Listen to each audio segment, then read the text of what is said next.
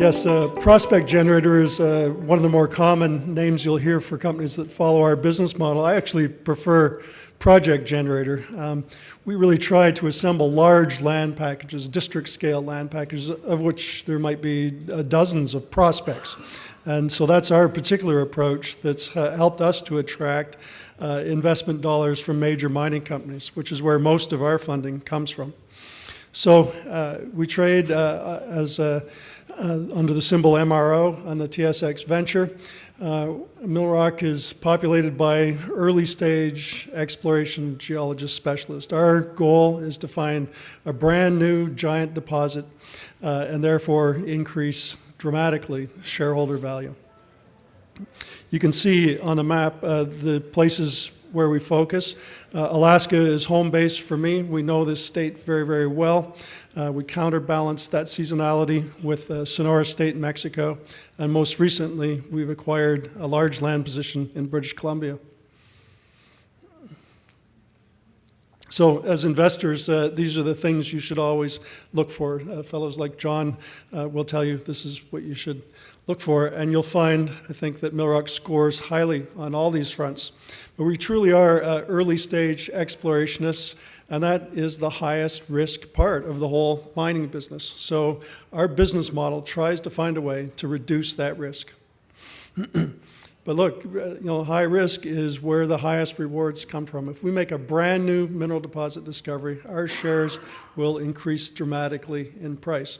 But the reality is there's not very many discoveries made. And so we can increase our chances of success by, number one, working on multiple projects at any one time.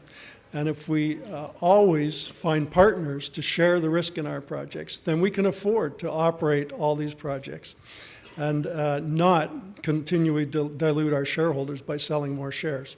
So we manage our money very, very tightly. We don't raise capital very often. Most of our money comes from mining companies. And over the course of our history, which is now 9 years, we've attracted a lot of money from very strong mining companies. And these guys don't give money away. So if you're thinking about whether a company has quality projects, each one of these partnerships is an endorsement of our company and our geologists' ability to generate projects that have the potential for that big discovery. So through our 9-year history, we've sold stock from time to time to raise money, but 85% of our funding has come from mining companies. Here's the basics. Presently we have $2.3 million in cash. We'll be able to stretch that quite far because so much of our cash is coming from other mining companies. Our shareholder base is very strong. 60 to 70% of the stock is held by very strong shareholders, people that understand our business model and invest for the long term. But they're influential people that will make sure, if we do give them that discovery success, that the investing world will hear about it and maximize the increase in share price. There's only 47 million shares out right now and trading between 45 and 50 cents for the last little while. My partner Phil and I come from big company backgrounds. For myself, I came up through the ranks of Inco. For Phil, it was Cominco. Phil's made some great discoveries in his history, not the least of which was the Pebble deposit in Alaska 26 years ago as a young man, and subsequently with NovaGold as their VP exploration in the earliest years. So, as investors, you should be contrarians, and I like to look at mineral exploration the same way. The bad times in the cyclical mining industry are really good times for a project generator because we're able to pick up projects at very low cost. And over the last 2 years, we've been very aggressive at acquiring projects in Alaska. We bought an entire Mexican exploration company 2 years ago that operates in Sonora. And then most recently, we made a big move into the Stewart Camp of British Columbia. So in Alaska, we've got a number of projects, 2 of which are presently being funded by other companies. We focus primarily on gold projects, but also copper as well. As I mentioned, we made a big move into British Columbia just over a year ago now. We were able to acquire 4 large property positions immediately adjacent to Pretium's Bruce Jack property and Seabridge's KSM. And these are highly prospective lands, a great deal of alteration, mineralization. We don't have a partner to fund work on these yet, and so we're on the hunt. And I suspect we're going to have that partner soon and potentially be drilling later in the year. But it's a really attractive area. You've heard from Skeena already today, and it really is a tremendously well-mineralized slice of the Earth's crust. And it's a really exciting place to work. You know, the glaciers are melting, and it's exposing a lot of brand new rock, and rocks that no geologist has ever seen before. And potentially we can find a brand new mineral deposit sticking right from underneath the toe of a glacier. And it's a really rich area. One of the properties we picked up had some historic drill holes with excellent grades, 11.7 meters of almost 2 ounces per ton gold.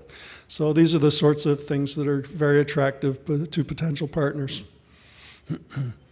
As I mentioned, 2 years ago, we bought an entire Mexican exploration company that came with about a dozen quality early stage projects. But most importantly, it came with the people that had the local geologic expertise and operational expertise. And in our portion of the mining business, that's what it really comes down to, is the technical ability of our geologists to come up with creative ideas that will appeal to major mining companies and convince them that it's a compelling case to drill the holes and to fund the drilling programs. So people often ask me, what's my favorite project? You've got lots of projects, what's your favorite one? And my answer is always the one that we're going to drill next. And the next one we're going to drill is called Los Cuarentos. It's favorably located right near the Mercedes gold mine that has been operated by Yamana. It's really just a short drive south of the Arizona border in Sonora State. Some great mineral occurrences at surface. We've just completed all the surface work that's necessary. This is a joint agreement with Centerra Gold, who's become a great partner in Sonora. So it'll be the next drilling program. We'll drill holes to intersect this epithermal vein system and extend it to depth. You can see some old workings in that picture on the left that exploited some very high-grade gold mineralization at surface and to a short depth below. And so we'll undercut these workings at some depth. So what can make Millrock stock go up? Well, a discovery success. And to discover something, we have to be drilling. And to do drilling, we need partners. Well, we've got several partners, and we're going to have more. And if we're successful in partnering our BC projects, we'll be drilling on one project or another year-round, whether it's in Sonora or British Columbia or Alaska. And each drill hole is a chance that we're going to make that discovery that will send Millrock's shares skyrocketing. So we're active, we're busy, we're creating the news that can make that discovery. So I think now's a good time to invest, and I encourage you to look at our shares and look at our company and invest. Thank you.